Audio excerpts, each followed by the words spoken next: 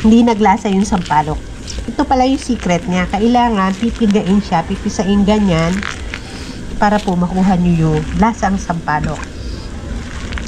Ating unang proseso, syempre meron tayong mantika at inilagay na po sa kawali. Na-preheat na po yung kawali at ito rin po yung ating manok, ang ating mga sangkap na pansigang at ang ating mga spices, asin at paminta, luya, sibuyas, bawang at sili.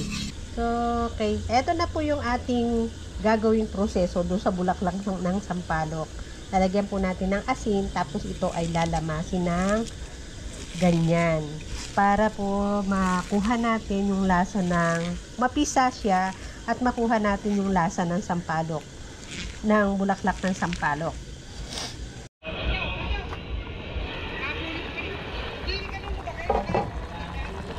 Okay, ito na po yung last portion ng ating lutuan. Malambot na po yung pinakahuling gulay, ang talong na ating nilagay kanina. So, okay, pwede na pong patayin ng kalan at luto na ang ating sinampalukang manok sa bulaklak ng sampalok.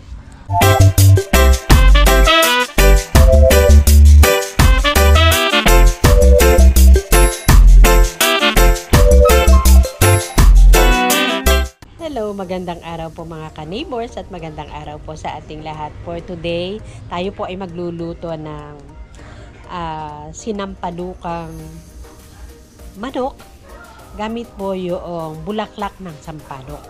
Pero syempre, bago po tayo mag-proceed sa ating topic, ay thank you po muna ulit sa pag-follow nyo, sa pag-support nyo sa channel namin, at doon po sa mga bago na napapadaan sa channel namin. Salamat din po sa chance na naibigay nyo para ma-share namin yung mga contents ng videos namin. So, ang ating unang proseso, syempre, meron tayong mantika at inilagay na po sa kawali. Na-preheat na po yung kawali. At ito rin po yung ating manok, ang ating mga sangkap na pansigang, at ang ating mga spices, asin at paminta, luya, sibuyas, bawang at sili. Okay, ihulog na po natin yung bawang. Antayin lang po natin mamula-mula syempre para lumabas yung pinaka-lasa niya, yung mabangong lasa. Okay, ayan, malakas yung ating apoy. So, okay na po, pwede na pong ihulog natin ang ating sibuyas.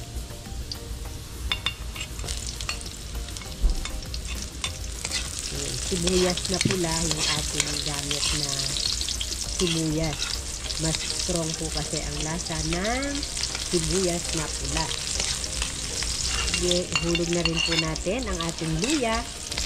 Sapat na dami lang po ng luya para naman hindi siya maging makait. Ang nakakatuwa po kasi kaya naisipan namin i-vlog itong recipe na ito kasi bumulaklak po yung sampalok doon sa likod namin. Sa laki po ng sampalok, napakarami ng bulaklak. Or yung lagi kasi marami yung bunga. So ngayon, tagbulaklak pa lang, naisipan namin magluto nitong manok na gamit nga po yung bulaklak ng sampalok. At kung paano po gagawin yun, ipakita po namin sa inyo mamaya. For the meantime, i-gigisa po muna natin at lulutuin po muna natin ang manok para po maluto at magkalasa. Yung sampalok, bulaklak ng sampalok, maya-maya pa po naman siya ilalagay.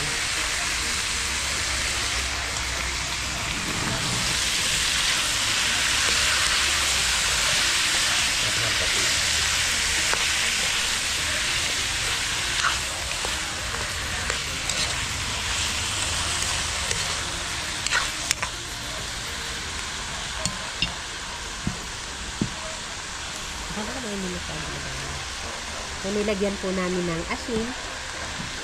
Konti lang muna.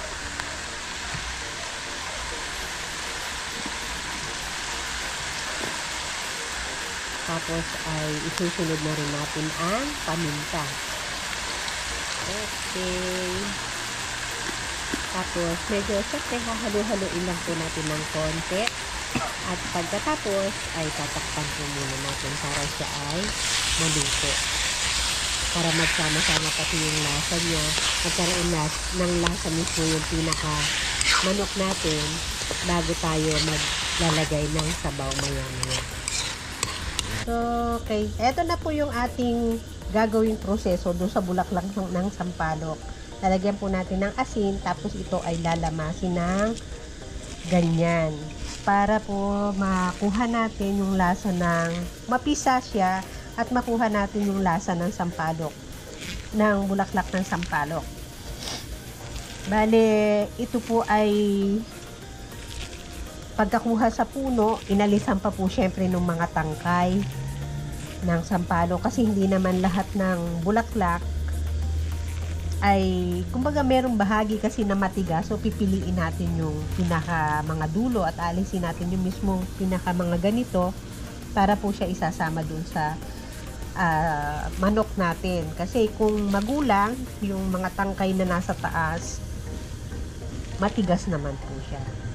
Unlike po itong ganito, talagang pwede pa siyang lumambot at naandun po yung pinaka mga maliliit sigurong sampalok dun sa loob ng bulaklak na siyang magpapaasim dun sa ating lulutuin. Natatandaan ko nung una akong nagluto nito noong bago pa lang akong may asawa. Kasi sinampalukan daw na manok. So, nagluto ako kasi may bulaklak. Nasa tabing bahay lang kasi kaya napaka-accessible lang punong-puno. Eh, sabi masarap daw yung ganito. Hindi ko naman alam na iyon ay pinipisa pa palang ganito. So, anong nangyari, inihalo ko po siya, yung eksaktong bulaklak ng sambalok, ramdapuno na hinugasan ko, inuhulog ko na.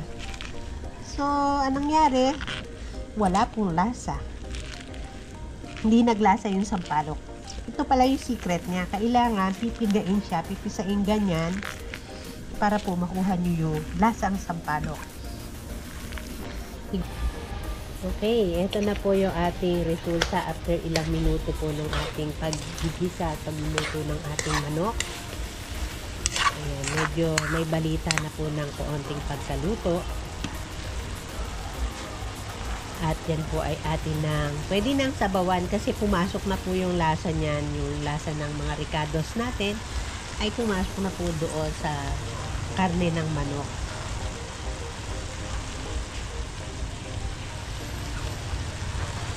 Buhusan ko na po ng sabaw natin.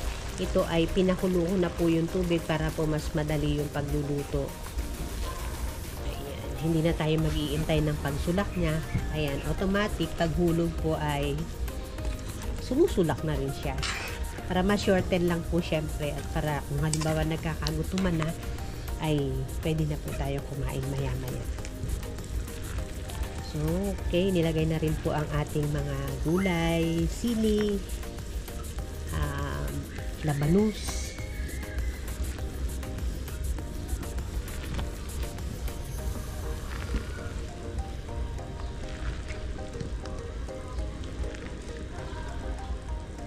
okra at saka sitaw.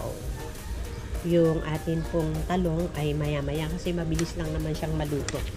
Isasabay natin siya dito, medyo malalabog.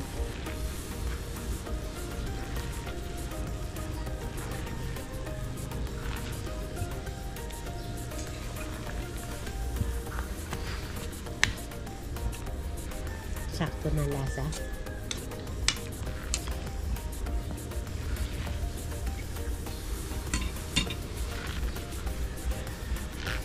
Okay, takpan po muna ulit natin. At antayin po ulit natin ang ilang minuto para makita natin yung progress ng ating niluluto. Ito po yung itsura ng sampalok, ng bulaklak ng sampalok pagkatapos po natin pisain o pigain. Ayan, mamula-mula na mag-green-green. At tinikman ko po kanina, lasang sampalok na.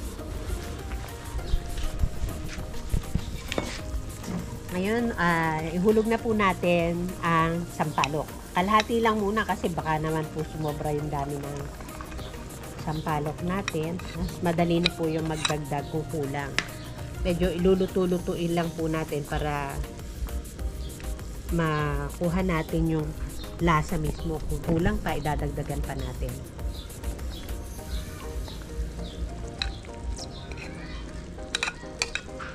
Okay. Takpan muna ulit natin. Yan, inihulog na rin po namin yung talong at dinagdagan namin ng konting asin. Hindi po namin binigla yung asin kasi yung ipinagpisa namin ng sampalok kasi kanina, baka umalat kung dagdagan agad namin. So, ayan, lagyan na po namin ng sapat. Okay.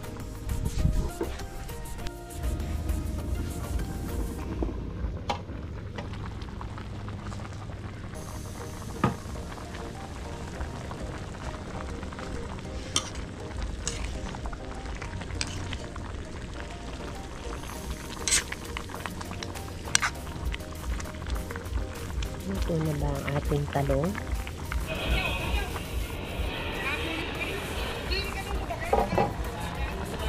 Okay, ito na po yung last portion ng ating lutuan. Malambot na po yung pinahuling gulay, ang talong na ating nilagay kanina. So, okay, pwede na pong patayin ng kalan at luto na ang ating sinampalukang manok sa bulaklak ng sampalok. So, ayan, makikita po natin yung pinakabulaklak ng sampalok doon sa ating kakainin. Kasama po siya sa parang pinakasangkap na rin talaga. Unlike doon sa ating mga nilalagay na sampalok, powder, na hindi natin nakikita. Ito, makakain po natin talaga. Ayan, dagdagan natin ng sabaw. Ito ang masarap, yung sabaw.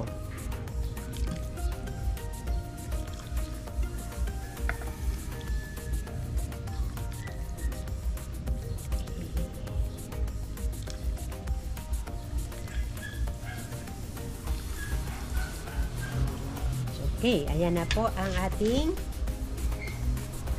sinigang sa sampalok. Sa bulaklak ng sampalok. Sinigang na manok sa bulaklak ng sampalok. Okay, sige po, kakain na.